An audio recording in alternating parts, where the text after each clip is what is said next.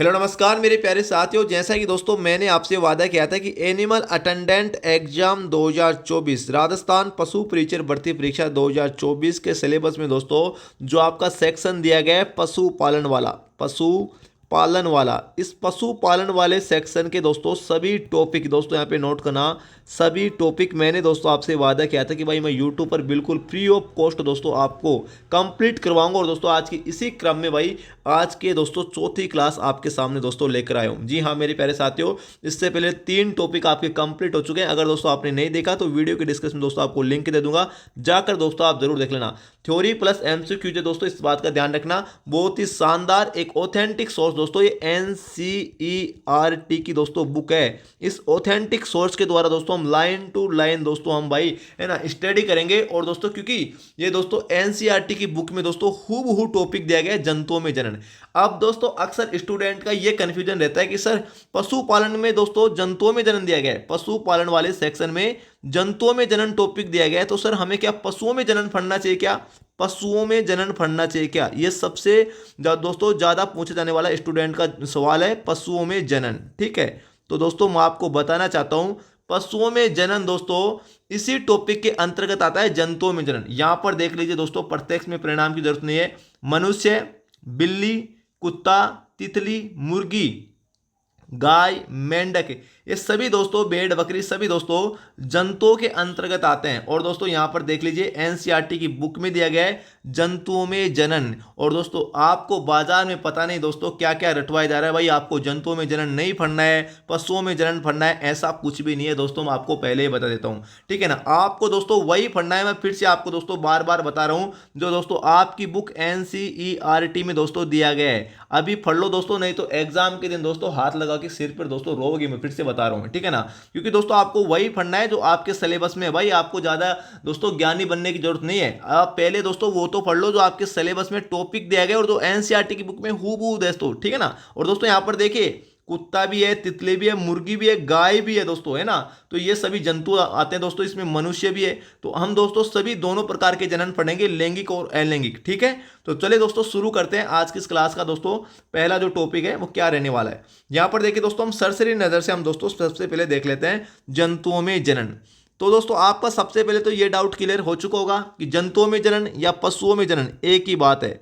पशुओं में जो जनन ये टॉपिक है, ये टॉपिक दोस्तों इसी टॉपिक के अंतर्गत आता है जंतुओं में जनन, ठीक है।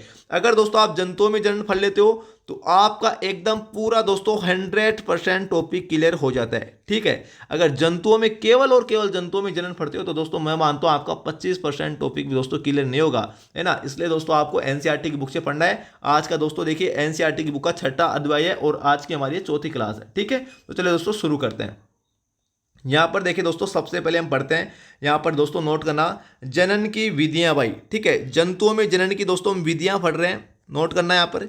तो दोस्तों जंतुओं में 2 प्रकार की जनन की विधि होती है। यहां पर देखिए दोस्तों पौधों की तरह ही जंतुओं में भी जनन की 2 विधियां होती है। मैं दोस्तों थोड़ा सा आपको जूम करके दिखा देता हूं, ठीक है, अच्छे से दोस्तों आपको दिख जाएगा जंतुओं में जनन की विधियां। यहां पर देखिए दोस्तों ये हमारा टॉपिक है। अब दोस्तों यहां पर डायरेक्ट पढ़िए आप, जंतुओं में भी जनन की 2 विधियां होती है दोस्तों। कौन कौन सी? एक तो लैंगिक जनन की विधि और एक दोस्तों अलैंगिक जनन की विधि, ठीक है। अब दोस्तों हम देखिए यहां पर लैंगिक जनन की दोस्तों विधि पढ़ लेते हैं, ठीक है। यहां पर देखिए दोस्तों कक्षा 8 में आपने पौधों में जनन के विषय के बारे में पढ़ा था, इसे स्मरण करने का प्रयास कीजिए। दोस्तों कक्षा 8 की बात हो रही है, लेकिन दोस्तों ये मैं आपको क्यों बता रहा हूं, आपको समझने में दोस्तों आसानी होगी, ठीक है ना। आपको दोस्तों याद होगा कि लैंगिक जनन करने वाले पौधों में नर और मादा जननांग दोस्तों भाग होते हैं। इसी प्रकार से दोस्तों यहां पे नोट करना जंतुओं में भी नर व मादा में विभिन्न जननांग दोस्तों होते हैं, ठीक है। और पौधों की ही तरह जंतु भी दोस्तों नर और मादा युग्मक दोस्तों बनाते हैं, समझ रहे हो ना आप। जैसे पौधों में दोस्तों 2 प्रकार के युग्मक होते हैं, नर युग्मक और मादा युग्मक, उसी प्रकार दोस्तों जंतुओं में भी होते हैं, ठीक है। आगे देखिए दोस्तों जो आपस में दोस्तों संलयित होकर युग्मनज का निर्माण करते हैं, ये वेरी इंपॉर्टेंट है युग्मनज। आप दोस्तों यहाँ पे नोट करना, यहां पर देखिए दोस्तों इसे समझने का प्रयास कीजिए। जंतुओं में दोस्तों एक तो होता है नर युग्मक है, ठीक है, नर युग्मक, जिसे दोस्तों क्या कहते हैं, गेमिट कहते हैं दोस्तों। क्या कहते हैं? गेमिट के नाम से जाना जाता है, ठीक है। एक होता है दोस्तों मादा युग्मक। क्या होता है दोस्तों? मादा युग्मक, ठीक है। इसे दोस्तों फीमेल गेमिट कहते हैं, फीमेल गेमिट के नाम से दोस्तों जाना जाता है। ठीक है, ये दोनों दोस्तों आपस में मिलकर किसका निर्माण करते हैं? युग्मनज का निर्माण करते हैं। युग्मक दोस्तों आपस में मिलकर किसका निर्माण करते हैं? युग्मनज का दोस्तों निर्माण करते हैं। और इस युग्मनज को दोस्तों क्या कहते हैं? जाइगोट कहते हैं दोस्तों, जाइगोट। क्योंकि दोस्तों काफी बार एग्जाम में डायरेक्ट जाइगोट नाम आता है, तो दोस्तों आपको ये शब्द दोस्तों आगे बहुत काम आने वाले हैं आपके दोस्तों इसी चैप्टर में। ठीक है, तो इसलिए मैं आपको बता रहा हूं युग्मनज को क्या कहते हैं? जाइगोट। और दोस्तों नर युग्मक मादा युग्मक दो प्रकार के होते हैं। ठीक है, आगे देखिए दोस्तों, यह युग्मनज विकसित होकर दोस्तों एक नया जीव का निर्माण करता है। जनन दोस्तों कैसे होता है? मैं बात कर रहा हूं दोस्तों यहाँ पे लैंगिक जनन की बात कर रहा हूं भाई। ठीक है ना दोस्तों, यहाँ पे नोट करना है किस कौन से जनन की बात कर रहा हूं मैं? लैंगिक जनन की। अब लैंगिक जनन में दोस्तों इसको शॉर्टकट में समझिए आप। लैंगिक जनन में दो प्रकार के युग्मक होते हैं, एक तो नर युग्मक और एक होता है दोस्तों मादा युग्मक। ये दोनों दोस्तों आपस में मिलते हैं और दोस्तों किसका निर्माण करते हैं? युग्मनज का। युग्मनज का दोस्तों निर्माण करते हैं। और इस युग्मनज को दोस्तों क्या कहते हैं? जाइगोट के नाम से दोस्तों जाना जाता है। और ये दोस्तों आगे चलकर दोस्तों किसका निर्माण करता है? पूरे जीव का दोस्तों निर्माण करता है ना। इसी से दोस्तों क्या बनता है? पूरा जीव बनता है। ठीक है, समझ में आ गया यहां तक का? आगे चले दोस्तों, इस प्रकार के दोस्तों जनन को क्या कहते हैं? लैंगिक जनन कहते हैं। वह जनन जिसमें दोस्तों नर तथा मादा युग्मक का संलयन होता है लैंगिक जनन कहलाता है। समझ में आ गया लैंगिक जनन क्या होता है? ठीक है जी, आगे चले दोस्तों, यहां तक आपको पूरा समझ में आ गया। अब देखिए दोस्तों, हम लैंगिक जनन की बात करें तो भाई नर जनन अंग भी दोस्तों पढ़ लेते हैं। यहां पर देखिए, नर जनन अंगों में दोस्तों एक जोड़ा वृषण होता है, दो शुक्राणु नलिकाएं होती है और एक सीसन होता है। कहां पर दोस्तों मैं बात कर रहा हूं? मानव में जनन की बात हो रही है दोस्तों। यहां पर मानव में जनन की दोस्तों या मनुष्य में जनन की बात हो रही है। ठीक है, और कौन से जनन होता है दोस्तों मानव में? लैंगिक जनन होता है। लैंगिक जनन आपको समझ में आ गया ना? ठीक है, जिसमें मादा युग्मक और दोस्तों है ना नर युग्मक मिलकर आपस में युग्मनज का निर्माण करते हैं। अब देखिए दोस्तों आगे, वर्षण नर युग्मक उत्पन्न करते हैं जिन्हें शुक्राणु कहते हैं। अब यहां पर देखिए दोस्तों आपका क्वेश्चन बन गया भाई। ठीक है, शुक्राणु का निर्माण कहां पर होता है? शुक्राणु का निर्माण दोस्तों कहां पर होता है? तो ये दोस्तों होता है वृषण में। कहां पर होता है? वृषण में होता है दोस्तों शुक्राणु का निर्माण। ठीक है, और शुक्राणु दोस्तों क्या होता है? नर युग्मक है। अगर आपको पूछ ले नर युग्मक दोस्तों, मानव में नर युग्मक किसे कहते हैं? तो दोस्तों शुक्राणु को कहते हैं। इस बात का ध्यान रखना। किसे कहते हैं भाई? शुक्राणु को कहते हैं नर युग्मक है। और दोस्तों मादा युग्मक किसे कहते हैं? मादा युग्मक दोस्तों किसे कहते हैं? मादा युग्मक कहते हैं दोस्तों अंडाणु को। ठीक है, किसे कहते हैं? अंडाणु को कहते हैं। इस बात का दोस्तों ध्यान रखना। और दोस्तों शुक्राणु, एक बात और ध्यान रखना, शुक्राणु दोस्तों एक कोशिका है, एक कोशिकीय कोशिका है दोस्तों, है ना। मतलब दोस्तों यहाँ पे नोट करना, शुक्राणु एकल कोशिका है, मतलब इसमें दोस्तों एक ही केंद्रक पाया जाता है। इसी प्रकार अंडाणु दोस्तों एकल कोशिका है, मतलब द्विव कोशिकीय दोस्तों ये नहीं है, एकल कोशिकीय दोस्तों क्या है? युग्मक है। समझ में आ रहा है ना आपको? ठीक है, जहां तक दोस्तों आगे चले, ये दोस्तों देखिए यहाँ पर मानव का शुक्राणु दिया गया है। मानव का शुक्राणु दोस्तों जिसमें एक पूंछ होती है, मध्य भाग होता है और एक सिर होता है दोस्तों, ये इसकी आकृति होती है शुक्राणु की। ठीक है, और पूंछ के द्वारा दोस्तों ये क्या करता है? गति करता है। इस बात का दोस्तों ध्यान रखना। मैं जो बता रहा हूँ दोस्तों आप तो उससे सुनते जाइएगा और दोस्तों समझते जाएगा। अब पूरा जब चैप्टर कंप्लीट होगा आपको दोस्तों हर बात समझ में आ जाएगी। यहाँ पर देखिए दोस्तों, यहाँ पर ये होते हैं वृषण दोस्तों। ठीक है, ये दोनों तरफ दोस्तों वृषण होते हैं। ये हमारा पेनिस होता है जिसके द्वारा दोस्तों यहाँ पर इसे मूत्र मार्ग भी कहते हैं, मूत्र मार्ग भी कहते हैं दोस्तों। ठीक है ना। और जनन के समय दोस्तों जो शुक्राणु होते हैं वृषण के में दोस्तों, यहाँ पर क्या किसका निर्माण होता है? वृषण में शुक्राणु का निर्माण होता है। और शुक्राणु को दोस्तों आप स्पर्म भी कह सकते हैं। इसको दोस्तों काफ़ी जगह इंग्लिश में लिखा आता है स्पर्म। ठीक है, स्पर्म दोस्तों आप इसे बोल सकते हो। ये स्पर्म दोस्तों जब जनन करते हैं, मादा और दोस्तों नर दोनों दोस्तों मेल फीमेल जनन करते हैं, तो दोस्तों यहाँ से होता हुआ दोस्तों ये इधर से दोस्तों क्या होता है? मूत्र मार्ग द्वारा दोस्तों ये क्या होता है दोस्तों? निष्कलित होता है दोस्तों मादा की योनि में। ठीक है, तो दोस्तों यहाँ पर आपको ये समझने में आसानी होगी। आगे चले दोस्तों, हम दोस्तों देख लेते हैं। यहाँ पर देखिए दोस्तों मादा जनन अंग। अब दोस्तों मादा जनन अंग दोस्तों क्या क्या होते हैं यहाँ पर दोस्तों नोट करना। मादा जनन अंगों में एक जोड़ी अंडाशय होती है, अंडवाहिनी होती है और एक गर्भाशय होता है दोस्तों। समझ में आ रहा है? मादा जनन अंगों में दोस्तों क्या क्या होता है? एक जोड़ी अंडाशय, अंडवाहिनी और गर्भाशय, एक गर्भाशय होता है। ठीक है, अब दोस्तों यहाँ पर देखिए ये हो गया गर्भाशय। ठीक है, ये हो गया दो अंडाशय, दो जोड़ी बताया ना, एक जोड़ी, एक अंडाशय हो गया, एक अंडाशय हो गया, एक जोड़ी हो गई, ये हो गई दोस्तों अंडवाहिनी। समझ में? ये एक जोड़ी अंडवाहिनी की हो गई। समझ में आ रहा है ना? ये दोस्तों क्या है? ये मादा की योनि है। ठीक है ना। आगे चलिए दोस्तों, यहाँ पर दोस्तों समझिए, अब देखिए दोस्तों, यहाँ पर बात करते हैं मादा युग्मक जब उत्पन्न होते हैं जिसे दोस्तों अंडाणु कहते हैं। मादा में दोस्तों कौन से युग्मक उत्पन्न होते हैं? मादा अंडाणु, है ना। मादा युग्मक जिसे दोस्तों क्या कहते हैं? अंडाणु कहते हैं। मैंने आपको पहले ही बता दिया है, ठीक है। और दोस्तों यहाँ पे नोट करना, स्त्रियों में हर महीने दोस्तों, हर महीने 2 अंडाशय होते हैं। मैंने अभी आपको बताया। यहाँ पर दोस्तों नोट करना कितने अंडाशय होते हैं? 2 अंडाशय। ये देखिए दोस्तों, ये 2 अंडाशय होते हैं स्त्रियों में, ठीक है। तो हर महीने दोस्तों दोनों अंडाशयों में से दोस्तों किसी एक अंडाशय से, है ना, दोनों अंडाशयों में से किसी एक अंडाशय दोस्तों, एक अंडाणु दोस्तों क्या होता है? एक अंडाणु का निर्मोचन होता है, मतलब दोस्तों स्खलित होता है या दोस्तों रिलीज होता है एक अंडाणु। गर्भाशय वह भाग है जहां दोस्तों शिशु का विकास होता है। गर्भाशय क्या होता है दोस्तों? जहां पर शिशु का विकास होता है। अब देखिए दोस्तों, शुक्राणु की तरह अंडाणु भी एकल कोशिका है। इस बात का दोस्तों ध्यान रखना, ये एग्जाम में क्वेश्चन पूछा जाता है ना। शुक्राणु है एक कोशिकीय, द्विकोशिकीय, है ना, बहुकोशिकीय। तो दोस्तों यहाँ पे नोट करना, शुक्राणु एक एकल कोशिकीय है दोस्तों। इस बात का ध्यान रखना, इसमें एक ही केंद्रक आता है। जिसमें एक केंद्रक आता है वो एक कोशिकीय होता है, जिसमें 2 केंद्रक आते हैं वो द्विकोशिकीय होता है, ठीक है। और ये दोनों दोस्तों यहाँ पे दोस्तों नोट करना, ये मानव का अंडाणु है।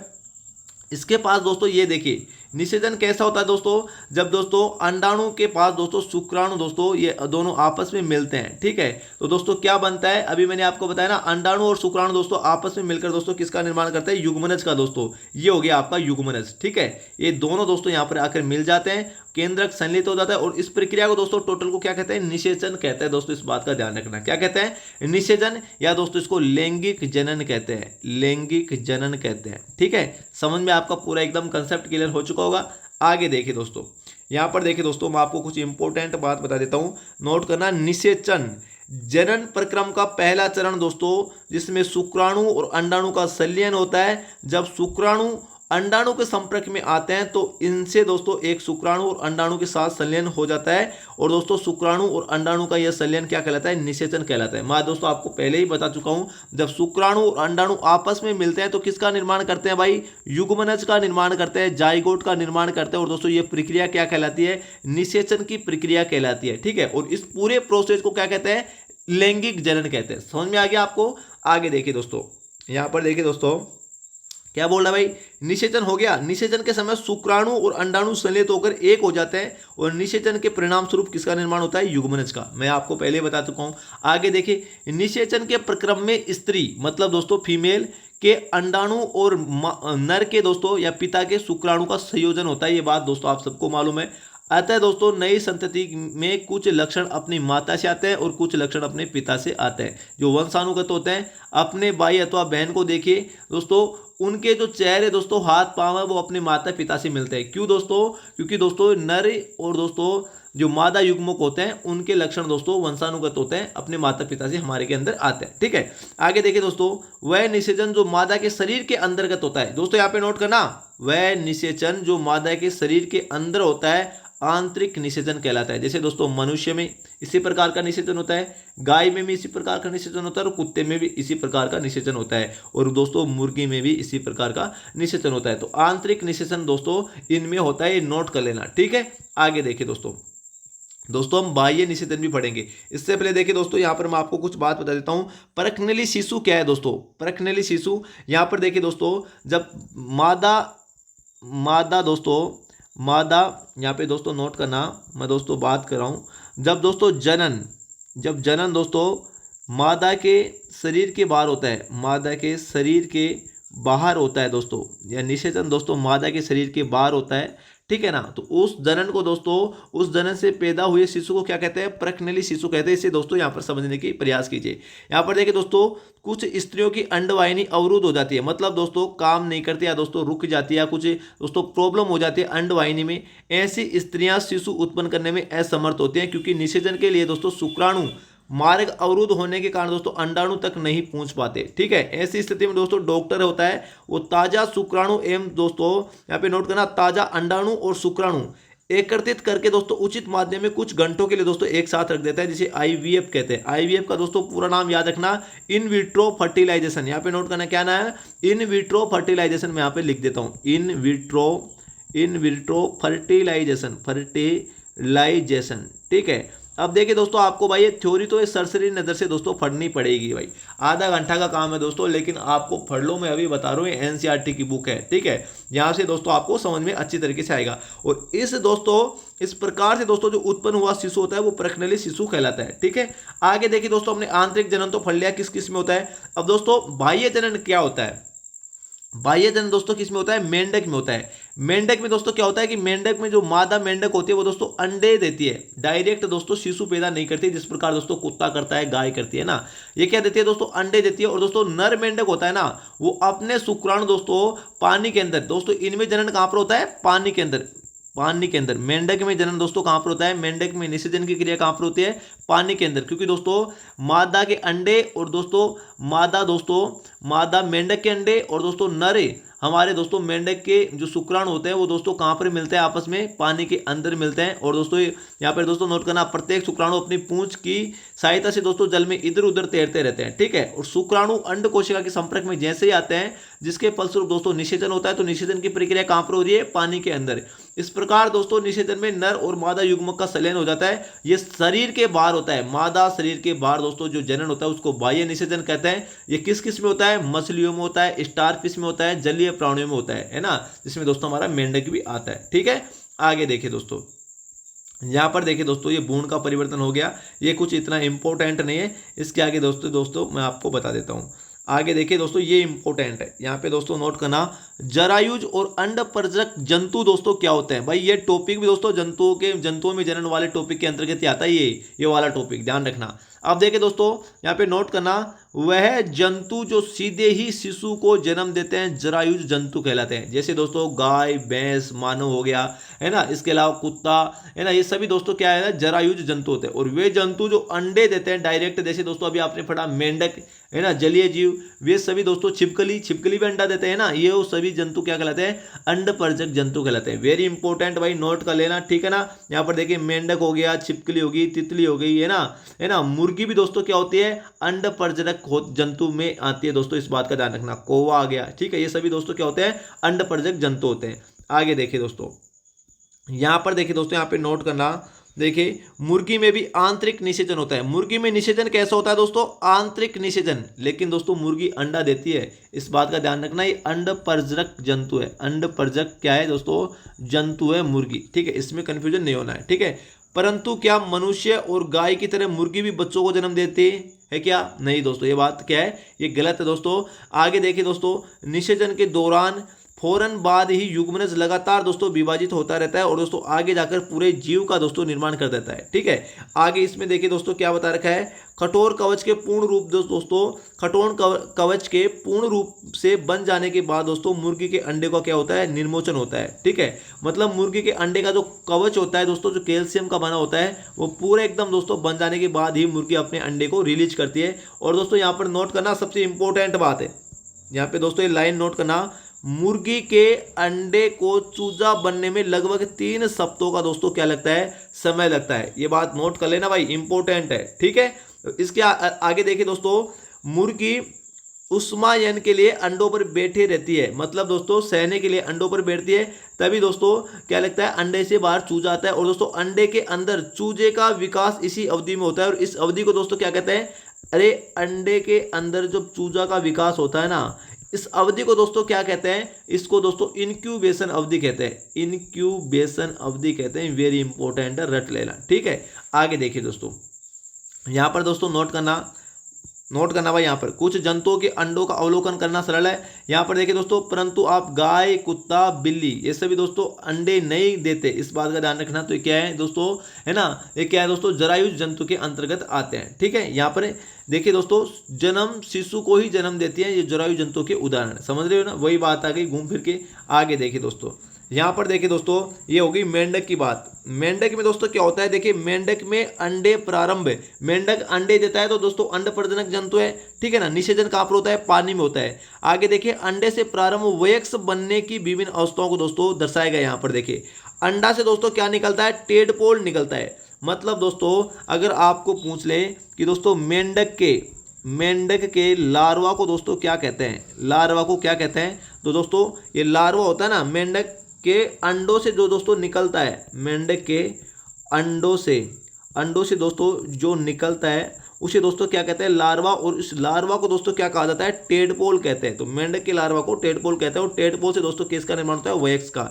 इस प्रकार दोस्तों ये चित्र आप देख लीजिए, बिल्कुल आप अच्छे से समझ जाओगे।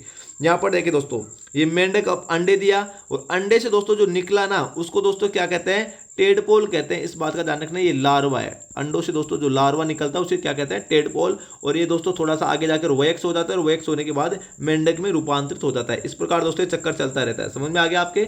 आगे देखिए दोस्तों, एक क्वेश्चन एग्जाम में भाई पूछा था। अब दोस्तों हम देख लेते हैं अलैंगिक जनन। अलैंगिक जनन दोस्तों क्या होता है भाई, ठीक है। इसमें देखिए दोस्तों, अलैंगिक जनन दोस्तों यहाँ पे नोट करना, अत्यंत छोटे जंतु जैसे हाइड्रा, सूक्ष्मदर्शी जंतु जो सूक्ष्मदर्शी के द्वारा देखे जाते हैं जैसे अमीबा, इनमें दोस्तों जनन किस प्रकार से होता है, तो इनमें अलैंगिक जनन होता है। दोस्तों कौन कौन से जंतुओं में अलैंगिक जनन होता है, डिटेल में हम दोस्तों यहाँ पर जानेंगे। देखिए दोस्तों, यहाँ पर होता है अलैंगिक जनन, एक तो हाइड्रा में होता है, ठीक है। ये हाइड्रा है दोस्तों, यहाँ पे दोस्तों नोट करना। अलैंगिक जनन का मतलब हो गया दोस्तों, इसमें नर मादा का काम नहीं होता भाई, नर और दोस्तों मादा का काम नहीं होता है। इसमें दोस्तों एक ही जंतु होता है, एकल कोशिका जंतु होता है, वो दोस्तों अपने द्वारा ही दोस्तों क्या करता है भाई, जनन करता है। तो ये दोस्तों यहाँ पर देखिए, हाइड्रा में अलैंगिक जनन होता है। और किस विधि के द्वारा होता है, तो मुकुलन के द्वारा होता है, मुकुलन के द्वारा होता है। इस बात का ध्यान रखना। यहाँ पर देखिए दोस्तों, ये थोड़ा सा दोस्तों यहाँ पर क्या निकल गया, इसका फॉरवर्ड निकल गया। आगे जाकर दोस्तों थोड़ा सा विकसित और हुआ और आगे जाकर दोस्तों यहाँ पर क्या ये क्या हो जाता है, कट हो जाता है और दोस्तों अपना एक नया हाइड्रा विकसित कर लेता है। इस प्रकार के जनन को दोस्तों क्या कहते हैं, मुकुलन कहते हैं। ये हाइड्रा में होता है, ठीक है। समझ में आ गया। आगे देखिए दोस्तों, यहाँ पर देखिए दोस्तों नोट कर दिए, देखिए प्रत्येक हाइड्रा में एक से अधिक उबार दिखाई दे सकते हैं। ये उबार विकसित होते हैं, नए जीव का निर्माण करते हैं, जिसे मुकुल कहते हैं, जो मैंने आपको समझा दिया है, ठीक है। अब देखिए दोस्तों, अलैंगिक जनन दोस्तों क्या होता है, यहाँ पे नोट करना। अलैंगिक जनन दोस्तों वह होता है जिसमें केवल एक ही जनक नए जीव को दोस्तों जन्म देता है, अलैंगिक जनन कहलाता है। मैंने आपको बताया ना, इसमें नर मादा की जरूरत नहीं होती, एक ही जनन होता है, ठीक है। आगे देखिए दोस्तों, यहाँ पे नोट करना, जैसे दोस्तों अमीबा में दोस्तों किस प्रकार का जनन होता है। यहाँ पर देखिए दोस्तों, अमीबा एक कोशिकीय जंतु है भाई। अमीबा दोस्तों क्या है, एक कोशिकीय जंतु है। यहाँ पे नोट करना, एक कोशिकीय जंतु है। और अमीबा दोस्तों इसमें द्विखंडन के द्वारा दोस्तों क्या होता है, अलैंगिक जनन होता है। यहाँ पर देखिए दोस्तों, ये एक अमीबा है, ठीक है। ये आगे जाके देखिए दोस्तों, ये दो कोशिकाओं में विभाजित हो गया इसके केंद्र। और ये आगे देखिए दोस्तों, ये इमेज देखकर आपको समझ में आ रहा होगा, ये दो संतति कोशिकाएं बना लेता है। तो अमीबा में दोस्तों द्विखंडन, समझ में आना, दो भागों में दोस्तों इसका खंडन हो गया। तो द्विखंडन के द्वारा अमीबा में दोस्तों जनन होता है। समझ में आ रहा है। इसके अलावा देखिए दोस्तों, युगलिना, अमीबा और युगलिना, ये भी एक सूक्ष्मदर्शी दोस्तों क्या है, प्राणी है। इसमें दोस्तों क्या होता है, द्विखंडन द्वारा जनन होता है, ठीक है। आगे देखिए दोस्तों, अगर आपको पूछ ले दोस्तों, अगर आपको पूछ ले पैरामेसियम में दोस्तों, ये भी एक कोशिकीय जंतु, इसमें जनन किस प्रकार का होता है, तो पैरामेसियम में दोस्तों यहाँ पे नोट करना, विखंडन द्वारा जनन होता है भाई, विखंडन द्वारा, ठीक है। अब दोस्तों यहाँ पर ये कुछ इंपॉर्टेंट है, ये कुछ आप देख लीजिए। क्या बोल रहा है, आपने क्या सीखा, जंतु में द्विविधियों के दो प्रकार हैं, लैंगिक जनन और दोस्तों अलैंगिक जनन। यहाँ पे नोट करना, नर युग्मक और मादा युग्मक के संलयन से किसका निर्माण होता है दोस्तों, युग्मनज का निर्माण होता है, जिसे लैंगिक जनन कहते हैं। अंडाशय, अंडवाहिनी, गर्भाशय, मादा के जनन अंग होते हैं। नर के जनन अंग कौन कौन से होते हैं, वर्षण, शुक्राणु नली और शिशन, ठीक है। अंडाशय मादा युग्मक उत्पन्न करते हैं जिन्हें अंडाणु कहते हैं, और वर्षण नर युग्मक उत्पन्न करते हैं जिन्हें दोस्तों क्या कहते हैं, शुक्राणु कहते हैं। अंडाणु एवं शुक्राणु के संलयन को दोस्तों निषेचन कहलाता है, और निषेचित अंडा क्या कहलाता है, युग्मनज कहलाता है। समझ में आ रहा है आपको। आगे देखिए दोस्तों, मादा के शरीर के अंदर होने वाले निषेचन को आंतरिक निषेचन कहते हैं। ये दोस्तों मनुष्य और अन्य जंतु जैसे मुर्गी, गाय, कुत्ते में दोस्तों देखा जाता है, ठीक है। आगे देखिए दोस्तों, यहाँ पर दोस्तों ये नोट कर लेना, ये रट लेना भाई। मैं दोस्तों तो थोड़ा सा जूम कर देता हूँ, है ना। ये रट लेना दोस्तों, ये पूरे इसी का सार है। यहाँ पर दोस्तों नोट करना, मादा के शरीर के अंदर होने वाले निषेचन को आंतरिक निषेचन, ये मैंने आपको कंप्लीट करवा दिया। वह निषेचन जो मादा के शरीर के बाहर होता है, बाह्य निषेचन कहलाता है। ये मेंढक में होता है, मछली में, स्टारफिश में और दोस्तों जलीय जीवों में होता है। युग्मनज में अनेक विभाजन होते हैं तथा भ्रूण बनता है युग्मनज से। भ्रूण गर्भाशय की दीवारों में स्थापित हो जाता है और उसकी वृद्धि दोस्तों कहाँ पर होती है, यूट्रस दोस्तों गर्भाशय में ही होती है। आगे देखिए दोस्तों, यहाँ पे नोट करना भाई, मनुष्य, गाय, कुत्ते जैसे जंतु दोस्तों जो शिशु को जन्म देते हैं उन्हें जरायुज जंतु कहते हैं। मुर्गी, मेंढक, छिपकली, तितलियों, ये जंतु जो सीधे डायरेक्ट अंडे को जन्म देते हैं उन्हें दोस्तों अंड परजक जंतु कहलाते हैं, ठीक है। लार्वा का मतलब मेंढक के लार्वा का कुछ उग्र परिवर्तनों द्वारा वयस्क जंतु में बदलने की प्रक्रिया क्या कहलाती है, कायांतरण कहलाती है, ठीक है। जनन का वह प्रकार जिसमें केवल एक ही जीव भाग लेता है, अलैंगिक जनन कहलाता है। समझ में आ रहा है ना आपको। आगे देखिए दोस्तों क्या है, अलैंगिक जनन किस में होता है दोस्तों, हाइड्रा में होता है, अमीबा में होता है, इसके अलावा पैरामेसियम होता है, युगलिना में होता है। अमीबा दोस्तों स्वयं दो भागों में विभाजित होकर संतति उत्पादन करता है और इसे द्विखंडन कहते हैं। अमीबा में जनन किस प्रकार का होता है? द्विखंडन। और दोस्तों हाइड्रा में मुकुलन। इस बात का ध्यान रखना, ठीक है। ये दोस्तों आपका एनसीईआरटी का पूरा टॉपिक दोस्तों एकदम कवर हो चुका है। अब दोस्तों मैं आपको कुछ इंपॉर्टेंट भाई बात बताने वाला हूँ दोस्तों, यहाँ पर दोस्तों नोट करना।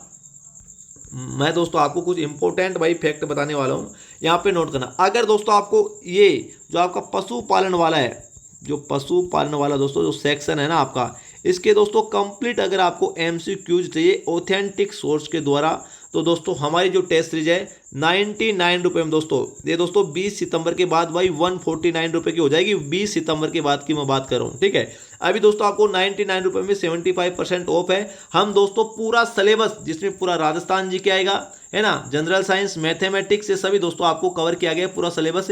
ओनली दोस्तों 99 रुपये में आपको 31 टेस्ट सीरीज हम आपको दोस्तों प्रोवाइड करवा रहे हैं। कितनी टेस्ट सीरीज? 31 टेस्ट सीरीज दोस्तों। और दोस्तों यहाँ पर नोट करना, साथ में आपको फुल डिटेल सॉल्यूशन दोस्तों आपको देखने को मिलेगा। फुल डिटेल सॉल्यूशन दोस्तों हमारी टेस्ट सीरीज को दोस्तों ज्वाइन कीजिए। और मैं दोस्तों आपको गारंटी दे रहा हूँ भाई, पहली बार में दोस्तों आपका सिलेक्शन होगा। दोस्तों पहली बार में अगर आप पशु परिचर बनना चाहते हो ना, तो दोस्तों हमारी ये टेस्ट सीरीज भाई ज्वाइन कर लीजिएगा दोस्तों।